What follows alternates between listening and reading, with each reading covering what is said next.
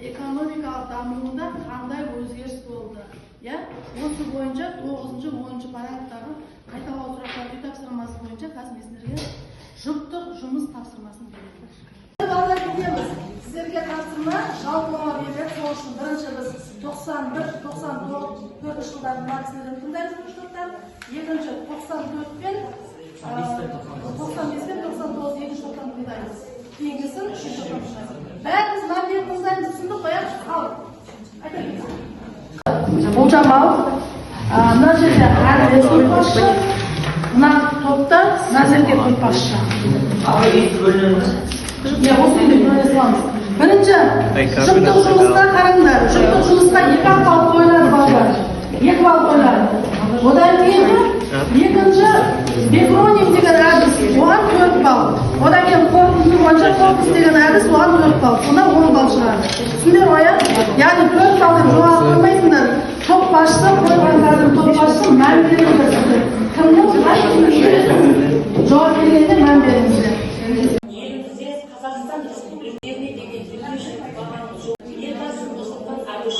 Еліміз нарықтық реформаларды жүзеге қабілеттеріңізді дүниежүзілік сауда ұйымы қазір сендерді жаңа сағат бойынша сіздерге қос тапсырмалар береді. Келесі, міне Нұрсұлтан Әбішұлы Назарбаев тәуелсіздік алғаннан кейін бірінші алдымен экономика, содан соң саясат деген ұстанымды ұстады. Сол бойынша экономиканы дамыту үшін жекешелерді қолдады. Ұлттық валюта теңгеміз шықты. Одан кейін жоспарлы экономикамыз басталды. Сіздерге қазір 3 топқа мынандай бір 3 топқа бөлініп болсыздар. Жалпы бірінші топқа сіздерге болжамал 1994 жылдарда Қазақстанның экономикалық дамуы, одан кейін екінші топқа 95-99 жылдардағы экономиканың дамуы, ал үшінші топ сіздерге 2020 жылдардағы экономиканың дамуын сипаттап. Жерді мемлекет феодалдар иелік етеді, сол қолдарды жұмсайды, немесе шаруалар жұмсап, неге нан жоқ жердің, не үшін біз кімнен бөлініп отырмыз? Ресейден. Ресейдің кезінде неге біз нан тапшылық болған жоқ? Енді салыстырыңыздаршы, айтыңыздаршы. Ол кезде Ресейден не болды, көрмеске бар болды. Баяғы КСРО ыдырап кетті ма? КСРО ыдырағаннан кейін өнеркәсіп, завод, фабрика одан тоқтап қала ма? Неге? Себебі завод, фабрикалар басшылық қаяқтан еді? КСРО-ның адамдар емес берді, әкелген жоқ деді кезінде. Ол бір. Екінші, дүкен сөрелерде нан тапшылығын жетіспеу неге? Себебі жабылып қалады дүкендер. Жабылған деген ашылып тұрған несі жоқ шығар? Не үшін жабылып отыр? Завод фабрика тоқтап қалып отыр ма? Жабылып отыр ма? Мына халықтың әлеуметтік деңгейі өте төмен деңгейде болды сіздерге. Ал сондықтан бізде ең бірінші жекешелендіру процесі жүреді. Жекешелендіру дегенді қалай түсінесіз, Ердәулет? Мен оны әр zaman айтамын сіздерге. Одан кейінгі экономикамыздың дамуы. Сіздерге осы жерде енді мен сіздерге сұрақ қояйын. Біздің оқу мақсатымыз Қазақстан экономикалық даму кезеңдерін сипаттаймыз, нақты экономикалық көшу үрдісін түсіндіреміз. Сабақтың мақсаты Қазақстан экономикасының тәуелсіздік алғаннан кейінгі даму кезеңдері, нақты экономикалық өсу ерекшеліктерін сипаттайды, экономикалық реформалық артықшылықтары мен кемшіліктерін талдаймыз. Бүгін жалпы сіздерге беріледі. Енді сіздерге мынандай бір сұрақ беріледі. Қазақстан қандай экономикалық кеңістіктермен бетпе-бет келді, жекешелендіру процесі қалай жүрді, қазіргі таңда экономика қандай бағытта дамып жатыр? Осы сұрақтарға қайсыңыз жауап бере аласыздар? Қазақстан қандай экономикалық кеңістіктермен бетпе-бет келді? Бірінші, тәуелсіздік қашан алды? Сұрайын, жадырапайларынан, бейбашпайларынан сұрап берін, айтып береді. Егіншілікпен айналысып отқан халықты, мал шаруашылығымен айналысып отқан халықты не істеп тастады? Мен сіздерге айттым, мынау не жоқ? Ауыл ма? Ауылдың ортасына не салды? Көше салды. Көшенің жан-жағына не салды? Үй салды. Үй салып отыр. Ал баяғы көшпелімен айналысқан халық не істеп отыр енді? Отырықшылық айналып отыр ма? Тұрақты болып отыр ма? Бұл халыққа қалай әсерін тигізеді? Неге?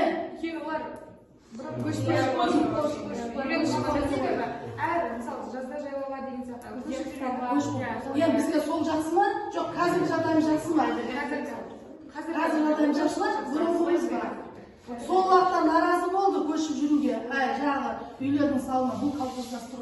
алда. Түсінер ма? Колхоздастыру.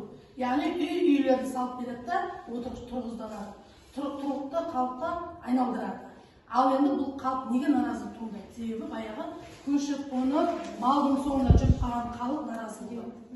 Дәл қазіргі таңда да сендерге мысалы білім саласында өзгеріс болып жатыр ма? Баяғы бағалық жүйені өзгертіп тастады, 3-4-2 ма дегенді өзгертіп тастады. Өзгеріс па? Біз біраз наразы болдық па оған? Ай, болмайды, баяғы жақсы, не жақсы. Үйлендік па? Жақсы ма екен ол нәрсе? Міне сол сияқты, тура сол сияқты өзгеріс болып жатыр. Түсіндік қой жалпы, иә? Экономиканың дамығандығы деген мемлекет екенін біз білдіреміз деген болады, иә? Бұл іс-жүзінде жүзеге аспайды. Осы жерде сіздерге бір сұрақ қояйын мен. Жалпы социалистке өтетін кезінде колхоздастыру, совхоздастыру деген ұғымды қалай түсінесіздер?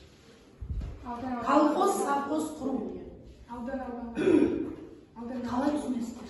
Қарапайым мысалмен айтып беріңіздер.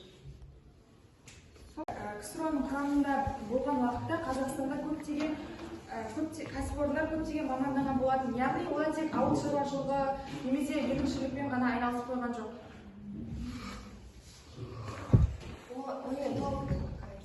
Келіспейміз деуге де болмайды. Өйткені ол кезде сол қазақ жерінде агроөнеркәсіп, сол ауыл шаруашылығы, егін шаруашылықтары жүргізілді. Және де сол тың және тыңайған жерлерде игеру жүргізілді. Және де қазіргі кезде де оңтүстікте мақта және күріш өндіру салалары жақсы дамыған. Бар ма қосатындарыңыз?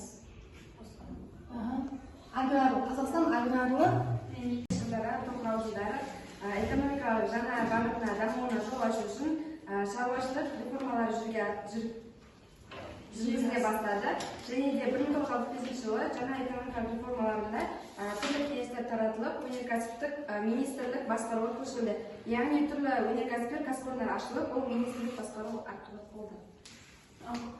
1965-85 жылдар аралығында Қазақстан экономиканың бұрынғысынша өндіріске қабілетсіз болды, және қарабайыр дамыды. Және өндірістер өнім бермей, көптеген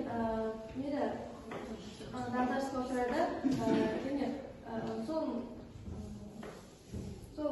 өнеркәсіптің өндіріс орындары өнім бермей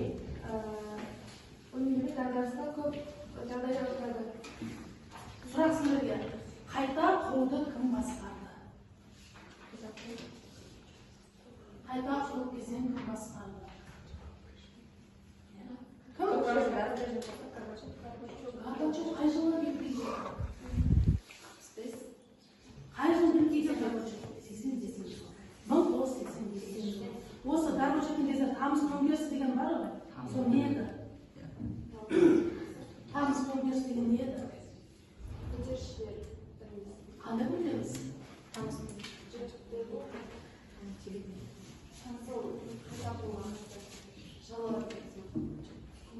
Жақсылық айтасың ба Тамыз төңкерісі? 8 адамның қолдауымен десем болады осылар.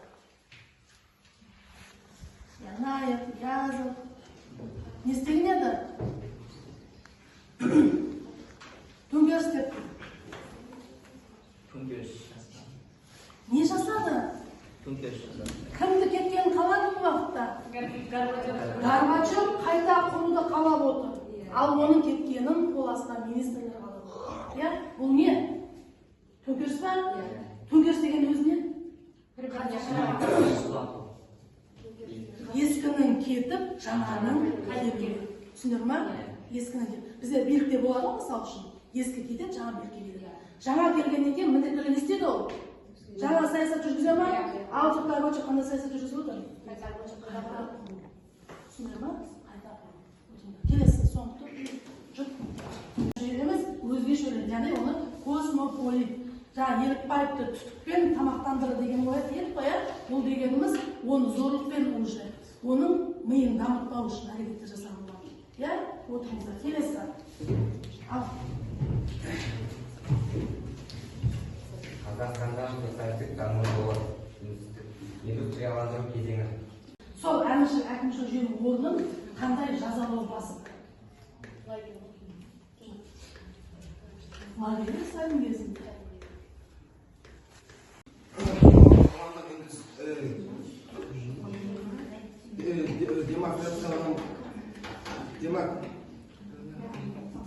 демократияланған демократияландыру болған, сосын кешірім және бағыттар жағдайлар болған. Яғни Сталиннен кейінгі Хрущевтің кезеңінде қандай саясат болған жаңа айтып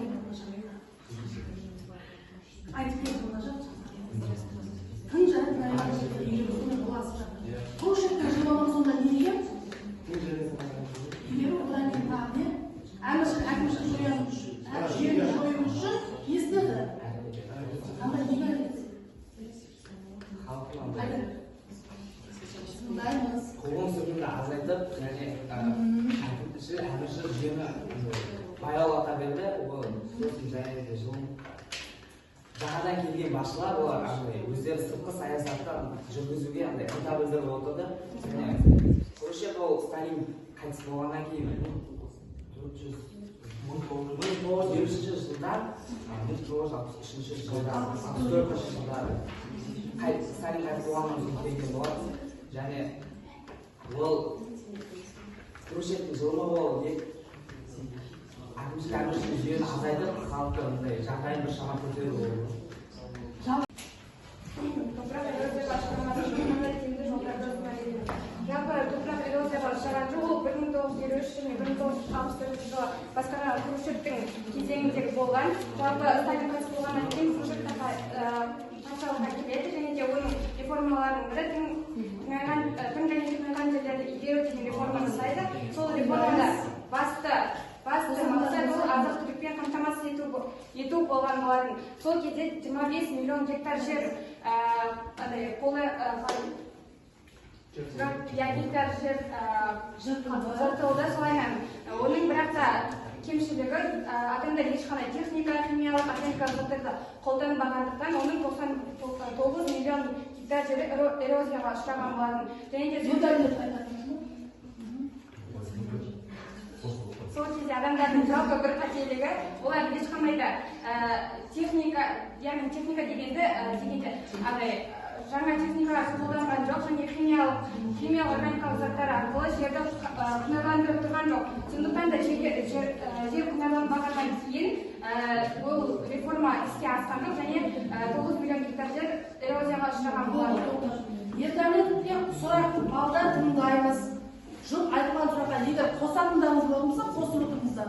Ердәулетке сонымен тың және тыңайған жерді игеру реформа қай жылы болды? Тыңдаймыз. Тың және тыңайған жерді игеру реформасы қай жылы?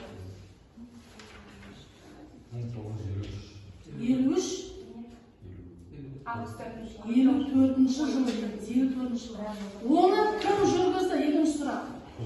Хрущев болды. Дәстүрлі өзінің жекеменшік жұмыстары, екіншілік, мал шаруашылығы.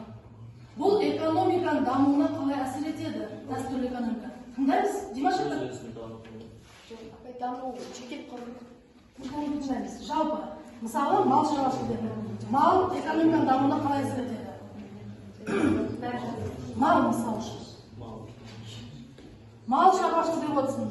Сол экономиканың дамуына қалай әсер етеді? Не істейміз малдан? Ет аламыз, киім аламыз, көлігінде тағы не жейміз одан? Сүті бар, құрты бар, майы бар. Бұл кәдімгі дәстүрлі экономика. Экономика дамуына әсер ететін дәстүрлі.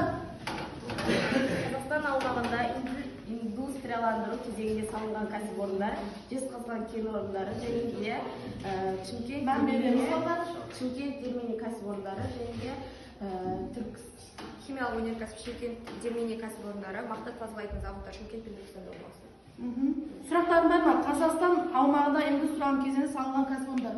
Жалпы мен қоясыңдар сұрақ, индустрияландыру қай уақытта басталды? Қазір заманда Жоқ, индустрияландыру. Қазақстанда индустрияландыру қай уақытта басталды? Және не үшін басталды? Біз Ресейдің құрамында сол кезде олар Бірінші 5 жылдық жылдан атаңдаршы? 28-ден басталды. 28, 32 жылдар, бірінші 5 жылдар. Сол мақсат не бірінші 5 жылдықтың? Не істеу? Индустрияландыру деген өзіне нені дамыту? кәсіпорындарды Кәсіпорын дамыған неге керек бізге? Ненің дамуы? Шикізаттың өндірісі. Тақырыптың өзі қандай бізде? Бірінші бағалап түсіндіріп кетейін балдар.